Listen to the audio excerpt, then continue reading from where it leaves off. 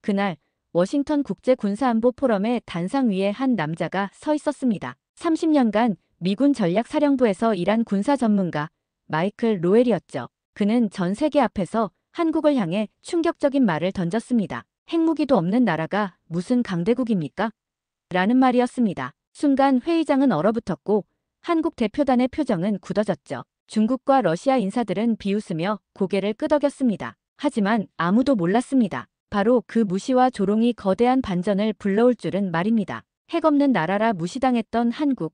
그러나 곧 드러날 진실은 모두의 상식을 뒤집게 될 테니까요. 저는 마이클 로웰입니다. 30년간 미군 전략사령부에서 군사분석관으로 일했죠. 세계 각국의 군사력을 분석하고 평가하는 게 제 전문 분야였습니다. 2023년 워싱턴에서 열린 국제군사안보 포럼. 그날 저는 아시아 군사력 현황에 대해 발표를 맡았어요. 강단에 올라서자 각국 전문가들의 시선이 집중됐습니다. 중국 인민해방군 출신 장성들, 러시아 국방부 고위 관료들, 그리고 한국에서 온 대표단까지 모두 제 말을 들으려 기다리고 있었죠. 저는 당시 한국에 대해 상당히 회의적이었습니다. 솔직히 말하면 무시하고 있었다고 봐야겠네요. 그래서 발표 중 이런 말을 했어요. 여러분, 한국이 세계 군사력 순위에서 5번째 안에 들어간다고 자랑하더군요. 하지만 핵무기도 없는 나라가 무슨 진짜 강대국입니까? 재래식 무기 아무리 많아봐야 핵 한 발이면 끝이죠.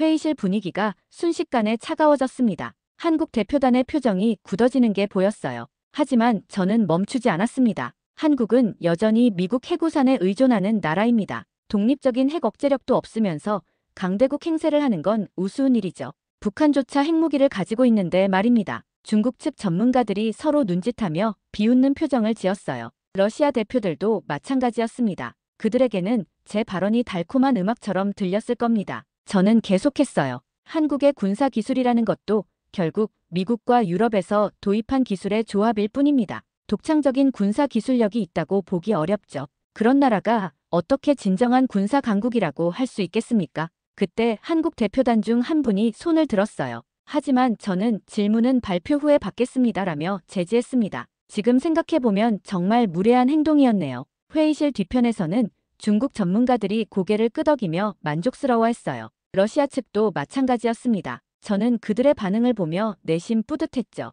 제가 정확한 분석을 했다고 생각했으니까요. 핵무기 없는 군사 강국이라는 건 모순입니다. 21세기에 핵 없이는 진정한 억제력을 가질 수 없어요. 한국은 이 현실을 받아들여야 합니다. 발표를 마치고 내려왔을 때 여러 나라 전문가들이 저에게 다가왔어요. 특히 중국과 러시아 측에서는 정확한 분석이었다며 칭찬을 아끼지 않았습니다. 하지만 한국 대표단은 표정이 굳어 있었죠. 그날 저녁 만찬에서도 분위기는 마찬가지였어요. 중국 장성이 저에게 다가와 로웰 박사의 분석에 완전히 동의합니다. 한국은 과대평가된 나라죠라고 말했습니다. 저는 그 말에 고개를 끄덕였어요. 당시 제 생각은 명확했습니다. 한국은 미국의 보호하에 경제성장을 이룬 나라일 뿐 독립적인 군사력을 가진 진정한 강국이 아니라고 봤죠. 핵무기도 없고 독창적인 기술도 없고 결국 미국에 의존하는 나라라고 단정했습니다. 하지만 그때 저는 몰랐어요. 제가 얼마나 큰 착각을 하고 있었는지 말입니다. 2019년 저는 중국 간수성에 있는 거대한 핵연구소를 방문한 적이 있습니다. 중국 정부의 특별 초청으로 갈 수 있었던 시설이었죠. 그곳에서 본 것들은 정말 압도적이었어요. 연구소 규모부터가 어마어마했습니다. 축구장 20개를 합친 것보다 큰 부지에 최신 시설들이 들어서 있었어요. 연구원만 3,000명이 넘었죠. 중국 측 안내원이 자랑스럽게 말했습니다. 이것이 중국의 핵기술력입니다. 원심 분리기 시설을 둘러볼 때는 정말 숨이 막혔어요. 수백 대의 원심 분리기가 동시에 돌아가는 소리가 귓가에 울렸습니다. 중국 연구원들이 체계적으로 움직이며 작업하는 모습도 인상적이었죠. 우리는 이미 핵기술에서 세계 최고 수준에 도달했습니다. 중국 핵연구소 소장의 말이었어요. 그는 미국과 러시아를 제외하고는 중국을 따라올 나라가 없다고 단언했습니다. 그때 저는 한국을 떠올렸어요. 과연 한국이 이런 시설을 가지고 있을까 생각했죠. 아마 중국의 10분의 1도 안 될 거라고 단정했습니다. 워싱턴으로 돌아가서 동료들과 이야기할 때도 마찬가지였어요. 중국의 핵시설을 봤는데 한국 같은 나라는 비교조차 되지 않더군요. 제 동료들도 고개를 끄덕였습니다. 국제군사안보 포럼에서도 이 경험을 자랑처럼 이야기했어요. 저는 중국의 간수 핵연구소를 직접 봤습니다. 3,000명의 연구원, 세계 최고 수준의 시설들. 한국 같은 나라는 상상도 할 수 없는 규모죠. 중국 측 전문가들이 흐뭇해하는 표정을 지었어요. 그들에게는 제 증언이 자국의 우수성을 입증하는 증거였으니까요. 하지만 저는 거기서 멈추지 않았습니다. 그런데 말입니다. 규모는 크지만 창의성은 사라진 것 같더군요. 갑자기 회의실 분위기가 달라졌어요. 중국 측 얼굴이 굳어지기 시작했습니다. 중국 연구원들은 모두 똑같은 방식으로 일하고 있었어요. 마치 복사기처럼 같은 연구만 반복하더군요. 새로운 아이디어나 혁신적인 접근은 찾아보기 어려웠습니다. 중국 장성이 불편한 표정을 지었어요. 하지만 저는 계속했습니다. 거대한 시설과 많은 인력을 가지고도 진정한 혁신을 만들어내지 못한다면 무슨 소용이겠습니까? 결국 기존 기술의 대량 생산일 뿐이죠. 러시아 전문가가 중국 측을 힐끗 쳐다보며 미소를 지었어요. 그들에게는 중국 비판이 달갑게 들렸을 겁니다. 반면 한국은 어떨까요? 저는 이렇게 말을 이었어요. 규모는 작지만 혁신적인 아이디어가 있을지도 모르겠네요. 물론 핵무기는 없지만 말입니다. 이때까지도 저는 한국을 진심으로 인정하지 않았어요. 그저 중국을 비판하기 위한 수사적 표현일 뿐이었죠. 하지만 한국 대표단의 표정이 조금 달라지는 걸 봤습니다. 그들 눈에 뭔가 다른 빛이 보였어요. 마치 당신이 모르는 것들이 있다고 말하는 것 같았죠. 그때는 그 의미를 전혀 몰랐습니다. 2018년 저는 북미 정상회담 준비 과정에서 북한의 영변 핵시설을 방문할 기회를 얻었습니다. 미군 정보부대와 함께 가는 특별 시찰단의 일원이었죠. 영변에 도착했을 때 첫 느낌은 실망이었어요. 외부에서 봤을 때는 그럴듯해 보였지만 내부는 완전히 달랐습니다. 시설들이 낡고 초라했어요. 이게 정말 핵시설입니까? 속으로 의아했습니다. 중국에서 본 최첨단 시설과는 하늘과 땅 차이였죠. 원심 분리기실에 들어갔을 때는 더욱 놀랐어요. 기계들이 녹슬어 있고 곳곳에 기름이 새고 있었습니다. 소음도 비정상적이었죠. 제대로 작동하지 않는 기계들이 대부분이었어요. 북한 연구원들의 모습도 암울했습니다. 모두 위축되어 있었고 두려움에 떨고 있는 것 같았어요. 질문을 해도 제대로 대답하지 못했습니다. 자유로운 연구 분위기는 전혀 찾아볼 수 없었죠. 이런 시설로 어떻게 핵무기를 만들었을까?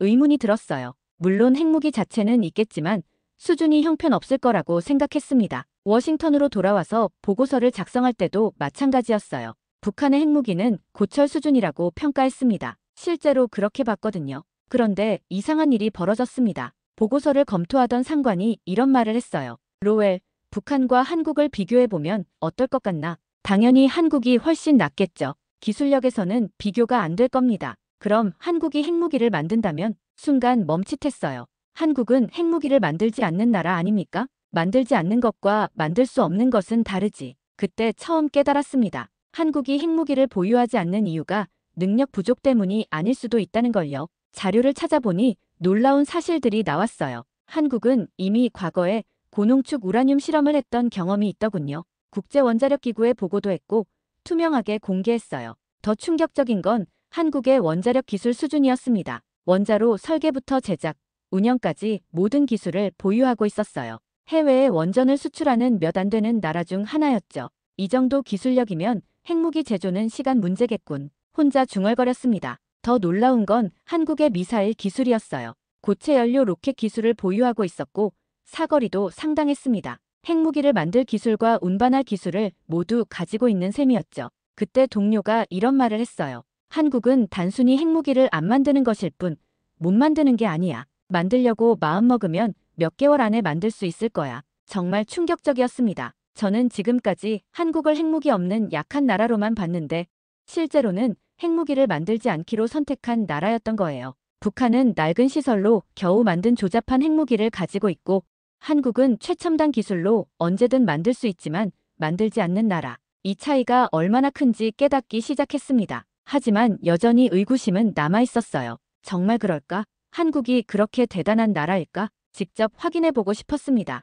2024년 봄, 저는 한국원자력연구원을 방문할 기회를 얻었습니다. 미한 원자력 협력 프로그램의 일환으로 초청받은 거였어요. 솔직히 큰 기대는 하지 않았습니다. 그냥 형식적인 방문이겠지 생각했거든요. 인천공항에 도착했을 때부터 뭔가 달랐어요. 공항 시설부터가 놀라웠습니다. 효율적이고 체계적이었죠. 하지만 이건 시작에 불과했어요. 대전에 있는 한국원자력연구원에 도착했습니다. 외관은 그리 화려하지 않았어요. 중국의 거대한 시설들과 비교하면 소박해 보였죠. 역시 규모는 작구나 속으로 생각했습니다. 하지만 내부에 들어서는 순간 생각이 바뀌기 시작했어요. 모든 시설이 깔끔하고 체계적으로 정리되어 있었습니다. 중국에서 본 것처럼 웅장하지는 않았지만 훨씬 정교하고 효율적이었어요. 연구원들을 만났을 때 더욱 놀랐습니다. 모두 활기차고 자신감이 넘쳤어요. 북한 연구원들의 위축된 모습과는 정반대였죠. 질문을 하면 명확하고 정확하게 답변했습니다. 이 시설에서 해결료를 직접 제조하시나요? 제가 물었어요. 연구원이 미소를 지으며 답했습니다. 물론입니다. 우리는 해결료 제조부터 폐연료 재처리까지 모든 기술을 보유하고 있어요. 순간 가슴이 뛰었습니다. 해결료 재처리 기술이면 플루토늄 추출도 가능하다는 의미였거든요. 연구로 시설을 둘러볼 때는 더욱 충격받았어요. 하나라 연구로라는 시설이 있었는데 메가와트급 연구용 원자로였습니다. 이 정도면 상당한 기술력이 필요한 시설이에요. 이 연구로는 언제 건설되었나요? 2012년에 완공됐습니다. 순수 우리 기술로 설계하고 건설했어요. 정말 놀랐습니다. 연구용 원자로를 독자 기술로 만드는 나라는 몇 개 되지 않아요. 미국, 러시아, 프랑스 정도였는데 한국도 그 반열에 올라 있었던 겁니다. 핵화학 실험실을 보여줬을 때는 말문이 막혔어요. 최첨단 장비들이 정교하게 배치되어 있었고 연구원들이 전문적으로 작업하고 있었습니다. 혹시 우라늄 농축 기술도 보유하고 계신가요? 조심스럽게 물었어요. 연구원이 잠깐 침묵했다가 답했습니다. 농축 기술 자체는 보유하고 있습니다. 하지만 상업적으로 사용하지는 않죠. 핵 확산 금지 조약을 철저히 준수하고 있으니까요. 그 순간 깨달았습니다. 한국은 핵무기를 만들 모든 기술을 가지고 있었어요. 우라늄 농축, 플루토늄 추출, 핵연료 제조, 모든 것을 할 수 있었습니다. 하지만 더 놀라운 건 연구원의 다음 말이었어요. 박사님, 저희는 핵무기를 만들지 않는 게 더 강력하다고 생각해요. 핵무기는 위협이지만 만들 수 있는 능력은 진정한 억제력이 됩니다. 그리고 그 능력을 평화를 위해 사용하는 것, 그것이 진짜 힘이죠. 그 말을 듣는 순간 온몸에 전율이 흘렀어요. 지금까지 제가 얼마나 편협한 시각으로 한국을 봤는지 깨달았습니다. 핵무기가 있어야 강한 나라라고 생각했는데 한국은 핵무기를 만들 능력이 있으면서도 만들지 않기로 선택한 나라였어요. 그리고 그 선택 자체가 더 큰 힘을 의미한다고 믿고 있었습니다. 그날 밤 숙소에서 잠들지 못했어요. 지금까지 제 생각이 얼마나 잘못되었는지 반성하게 됐습니다. 한국에 대한 모든 편견이 무너지기 시작했어요. 다음 날 연구원에서 특별한 곳을 보여주겠다며 저를 안내했습니다. 보안이 삼엄한 구역이었어요. 여러 단계의 보안 검색을 거쳐야 들어갈 수 있었죠. 여기서 뭘 연구하시나요?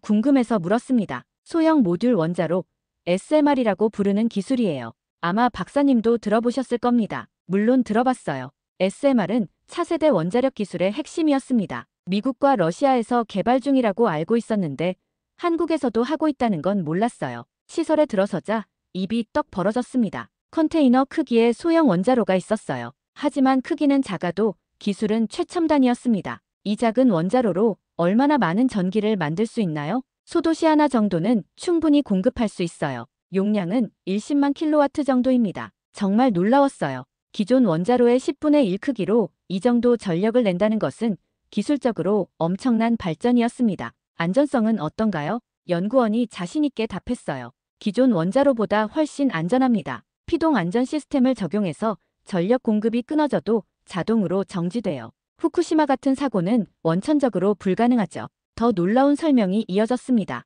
이 기술을 응용하면 잠수함이나 쇄빙선에도 적용할 수 있어요. 심지어 우주기지 전력원으로도 사용 가능하고요. 군사적 응용도 가능하다는 말씀인가요? 연구원이 잠깐 망설이더니 답했어요. 기술적으로는 당연히 가능하죠. 하지만 저희는 평화적 목적에만 사용할 계획입니다. 재난지역 응급 전력 공급, 오지 전력 공급, 이런 용도로 말이에요. 그때 다른 연구원이 흥미로운 이야기를 들려줬어요. 박사님, 중국과 러시아도 SMR 기술을 개발하고 있다고 들었는데 그들은 주로 군사적 용도에 집중하고 있더군요. 핵 추진 잠수함이나 핵 쇄빙선 같은 것들 말이에요. 그렇다면 한국의 접근법은 다르군요. 네, 저희는 인류 복지와 환경 보호에 초점을 맞추고 있어요. 예를 들어 자연재해로 전력망이 끊어진 지역에 신속하게 전력을 공급하는 용도로 쓰려고 합니다. 원자력을 무기가 아닌 평화의 도구로 만드는 거죠. 그 말을 듣고 깊이 감동받았어요. 같은 기술이라도 사용하는 철학이 완전히 달랐습니다. 중국과 러시아는 군사적 우위를 위해, 한국은 인류의 복지를 위해 같은 기술을 개발하고 있었어요. 실제로 상용화 계획은 어떻게 되나요? 2030년경에 첫 번째 상용 SMR을 완성할 예정이에요. 이미 여러 나라에서 도입 문의가 들어오고 있습니다. 마지막으로 본 것은 정말 충격적이었어요. SMR 제어 시스템이었는데 모든 것이 자동화되어 있었습니다. 인공지능이 원자로 상태를 실시간으로 모니터링하고 최적 운전 조건을 유지하고 있었어요. 이 정도 기술이면 정말 게임 체인저가 될 것 같은데요. 연구원이 미소를 지었습니다. 저희는 이 기술로 세계를 바꾸려고 해요. 원자력에 대한 부정적 인식을 바꾸고 깨끗하고 안전한 에너지를 모든 인류가 사용할 수 있게 만드는 것이 목표입니다. 그날 저녁 숙소로 돌아가면서 머릿속이 복잡했어요. 한국이 단순히 핵무기를 만들 능력만 있는 게 아니라 차세대 원자력 기술의 선두주자였다는 걸 깨달았거든요. 그리고 그 기술을 평화를 위해 사용하겠다는 철학까지 가지고 있었어요. 이건 정말 예상하지 못했던 발견이었습니다. 한국 방문 마지막 날, 저는 국방부를 방문했습니다. 한국의 군사력을 제대로 이해하고 싶었거든요. 지금까지 원자력 기술만 봤는데 실제 군사력은 어떨지 궁금했어요. 국방부 브리핑룸에서 놀라운 자료를 봤습니다.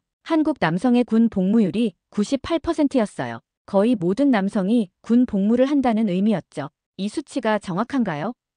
의아해서 물었습니다. 국방부 관계자가 답했어요. 네, 정확합니다. 한국은 징병제 국가라서 건강한 남성은 모두 군 복무를 해야 합니다. 더 놀라운 건 예비군 제도였어요. 전역 후에도 8년간 예비군으로 복무한다는 거였습니다. 실질적으로 성인 남성 대부분이 군사훈련을 받은 상태라는 뜻이었죠. 전시 동원 가능 병력이 얼마나 되나요? 정확한 숫자는 기밀이지만 수백만 명 규모입니다. 예비군까지 포함하면 상당한 수준이죠. 그때 문득 러시아 상황이 떠올랐어요. 우크라이나 전쟁이 터지자 러시아 청년들이 징집을 피해 대거 해외로 도망쳤던 일말이죠. 핀란드, 조지아, 카자흐스탄으로 몰려간 러시아 청년들의 모습이 생생했어요. 한국에서 전쟁이 일어나면 청년들이 도망가지 않을까요? 국방부 관계자가 단호하게 답했습니다. 절대 그렇지 않습니다. 한국 청년들은 나라를 지킬 의무감이 강해요. 실제로 여론조사를 해봐도 전시 참전 의지가 매우 높게 나타납니다.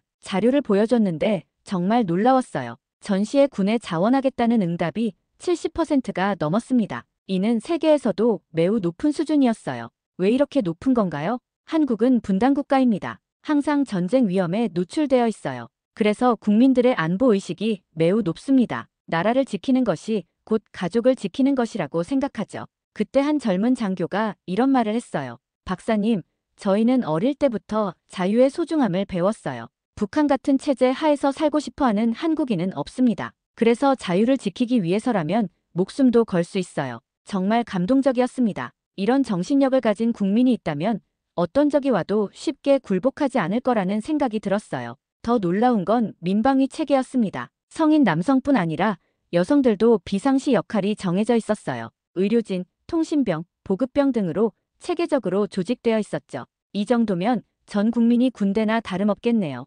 그렇게 봐도 틀리지 않습니다. 한국은 국민 개개인이 모두 안보 자산이에요. 그때 문득 깨달았어요. 진짜 강한 나라는 핵무기가 있는 나라가 아니라 국민이 도망가지 않는 나라라는 걸 말이죠. 러시아는 핵무기를 수천 발 가지고 있지만 정작 전쟁이 터지자 젊은이들이 대거 도망쳤어요. 반면 한국은 핵무기는 없지만 국민들이 나라를 지키겠다는 의지로 똘똘 뭉쳐 있었습니다. 박사님께서 보시기에 진정한 군사력이란 무엇입니까?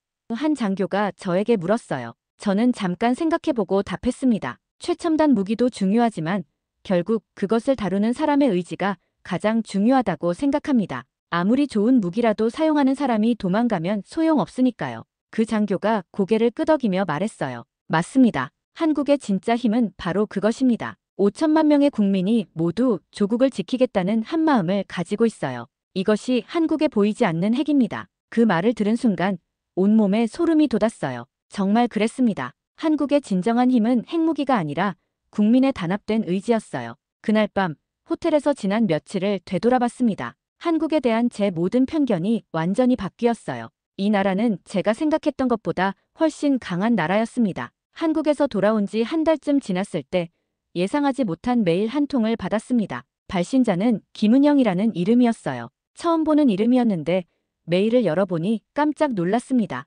로웰 박사님, 안녕하세요. 혹시 저를 기억하시는지 모르겠습니다. 2018년 영변 핵시설에서 잠깐 만났던 북한 연구원입니다. 순간 기억이 되살아났어요. 영변에서 만났던 그 젊은 여성 연구원 말이었습니다. 다른 연구원들과 달리 눈에 생기가 있었던 사람이었죠. 하지만 당시에는 대화를 거의 나누지 못했어요. 메일 내용을 계속 읽었습니다. 저는 2021년에 중국을 거쳐 한국으로 왔습니다. 지금은 한국원자력연구원에서 일하고 있어요. 박사님께서 최근 한국을 방문하셨다는 소식을 들었습니다. 정말 놀라운 일이었어요. 북한 핵연구원이 한국으로 와서 같은 분야에서 일하고 있다니 상상도 못했던 일이었죠. 북한에서는 진짜 과학을 할 수 없었습니다. 모든 것이 정치적 선전을 위한 도구였어요. 연구원들은 두려움 속에서 일해야 했고 창의적인 생각은 금지되었습니다. 그녀의 고백이 이어졌어요. 영변 시설은 겉보기에만 그럴듯했지 실제로는 형편없었습니다. 박사님께서 보신 대로요. 안전 규정도 제대로 지켜지지 않았고 연구원들의 건강은 전혀 고려되지 않았어요. 메일을 읽으면서 가슴이 아팠습니다. 과학자로서 얼마나 답답했을까 싶었거든요. 한국에 와서 처음으로 자유롭게 연구할 수 있게 되었습니다. 동료들과 토론하고 새로운 아이디어를 제시하고 실패해도 다시 도전할 수 있어요. 이것이 진짜 과학하는 환경이구나 깨달았습니다. 그녀는 한국에서의 생활에 대해서도 썼어요. 처음에는 모든 것이 낯설었습니다. 하지만 연구원 동료들이 따뜻하게 받아주었어요. 북한 출신이라고 차별하지 않았고 오히려 다양한 경험을 가진 동료로 인정해 주었습니다. 가장 인상 깊었던 부분은 이거였어요. 박사님, 한국에서 일하면서 느낀 것이 있습니다. 여기 연구원들은 핵기술을 무기가 아닌 평화를 위한 도구로 보고 있어요. 북한에서는 핵무기 만들기에만 매달렸는데 여기서는 인류의 복지를 위해 기술을 개발하고 있습니다. 그녀의 메일 마지막 부분이 특히 감동적이었어요. 제가 북한에서 꿈꿨던 건 진짜 과학자가 되는 것이었습니다. 정치적 도구가 아닌 인류에게 도움이 되는 연구를 하는 과학자 말이에요. 한국에 와서야 그 꿈을 이룰 수 있게 되었습니다. 메일을 다 읽고 나서 한참 동안 멍하니 앉아 있었어요. 한 개인의 이야기였지만 그 안에 두 나라의 차이가 고스란히 담겨 있었거든요. 북한은 과학자도 정치의 도구로 만드는 나라였고 한국은 과학자가 자유롭게 꿈을 펼칠 수 있는 나라였어요. 같은 민족이지만 이렇게 다를 수 있다는 게 신기하면서도 안타까웠습니다. 저는 김은영에게 답장을 보냈어요. 당신의 용기 있는 선택을 존경합니다. 한국에서 훌륭한 과학자로 성장하시길 바랍니다. 며칠 후 그녀에게서 다시 메일이 왔어요. 박사님 덕분에 힘이 납니다. 앞으로 한국의 평화적 원자력 기술 발전에 기여하겠습니다. 그것이 자유를 찾아준 이 나라에 보답하는 길이라고 생각해요. 그 메일을 읽으면서 확신했습니다. 한국은 정말 희망의 나라구나. 절망적인 상황에서 온 사람도 희망을 품고 새로운 꿈을 키울 수 있는 나라구나. 김은영의 이야기는 단순한 개인사가 아니었어요. 한국이라는 나라의 본질을 보여주는 상징적인 사례였습니다. 한국 방문 이후 6개월이 지났습니다. 저는 다시 국제군사안보 포럼에 서 있었어요. 하지만 이번에는 완전히 다른 이야기를 하려고 했습니다. 강단에 올라서자 작년과 같은 얼굴들이 보였어요. 중국 장성들, 러시아 관료들, 그리고 한국 대표단 모두 제 발표를 기다리고 있었죠. 여러분, 지난번에 저는 한국에 대해 잘못된 평가를 했습니다. 회의실이 순간 조용해졌어요. 중국 측에서는 의아한 표정을 지었습니다. 한국은 핵무기가 없는 나라가 맞습니다. 하지만 저는 중요한 것을 놓쳤어요. 한국은 핵무기를 만들 능력은 충분히 있으면서도 만들지 않기로 선택한 나라라는 것을 말입니다. 한국 대표단의 표정이 밝아지는 게 보였어요. 한국의 우라늄 농축 기술, 플루토늄 추출 기술, 원자로 기술은 세계 최고 수준입니다. 핵무기를 만들려고 마음먹으면 몇 개월 내에 가능한 나라예요. 하지만 그들은 그 기술을 평화를 위해 사용하고 있습니다. 러시아 대표가 불편한 표정을 지었어요. 하지만 저는 계속했습니다. 소형 모듈 원자로 기술에서 한국은 세계를 선도하고 있습니다. 이 기술로 재난 지역에 전력을 공급하고 오지에 전기를 보내고 인류의 복지를 증진시키고 있어요. 중국 장성이 팔짱을 끼고 인상을 찌푸렸습니다. 하지만 더 중요한 건 국민 정신력입니다. 한국 국민들의 애국심과 결집력은 그 어떤 무기보다 강력합니다. 저는 러시아 상황을 언급했어요. 어떤 나라는 수천 발의 핵무기를 가지고도 전쟁이 터지자 젊은이들이 도망쳤습니다. 반면 한국은 핵무기 없이도 전 국민이 나라를 지키겠다는 의지로 뭉쳐 있어요. 러시아 대표의 얼굴이 붉어졌지만 사실이니까 반박할 수 없었죠. 진정한 군사 강국은 국민이 도망가지 않는 나라입니다. 한국이 바로 그런 나라예요. 저는 김은영의 이야기도 했어요. 북한에서 온 한 과학자가 제게 이런 말을 했습니다. 한국에서야 비로소 진짜 과학을 할 수 있게 되었다고. 이것이 자유의 힘입니다. 회의실 분위기가 완전히 바뀌었어요. 많은 사람들이 고개를 끄덕이고 있었습니다. 결론적으로 말씀드리면 한국에는 보이지 않는 핵이 있습니다. 모든 사람들이 집중했어요. 첫 번째는 기술력입니다. 언제든 핵무기를 만들 수 있는 기술을 보유하고 있어요. 하지만 그것을 평화를 위해 사용합니다. 두 번째는 국민의 단결력입니다. 5천만 국민이 한마음으로 나라를 지키겠다는 의지를 가지고 있어요. 세 번째는 도덕적 우위입니다. 강력한 힘을 가지고도 그것을 절제하는 지혜를 보여주고 있습니다. 저는 마지막으로 이렇게 말했어요. 대한민국은 핵무기보다 강한 힘을 가진 나라입니다. 그것은 바로 보이지 않는 핵, 국민의 정신력과 도덕적 우월성입니다. 발표가 끝나자 박수갈채가 터져 나왔어요. 한국 대표단은 감격해하고 있었고 다른 나라 대표들도 진심으로 박수를 쳐주었습니다.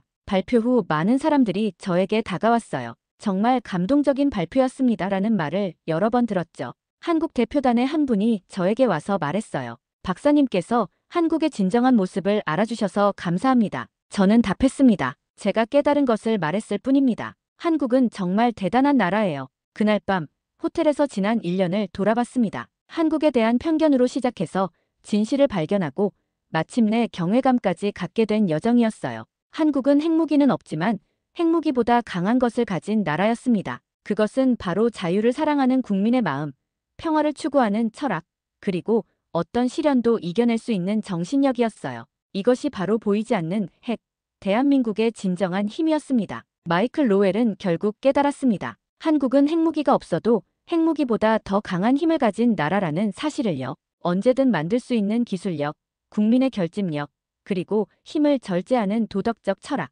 이것이 바로 보이지 않는 핵이었습니다. 그의 고백은 한국 대표단뿐 아니라 세계 모든 이들의 마음을 울렸죠. 진정한 강국은 무기를 가진 나라가 아니라 국민이 도망가지 않는 나라라는 깨달음이었습니다. 여러분은 어떻게 생각하시나요? 오늘 이야기가 울림이 있었다면 좋아요와 구독, 그리고 댓글로 여러분의 생각을 꼭 남겨주세요. 여러분의 응원이 대한민국의 다음 이야기를 만들어가는 힘이 됩니다.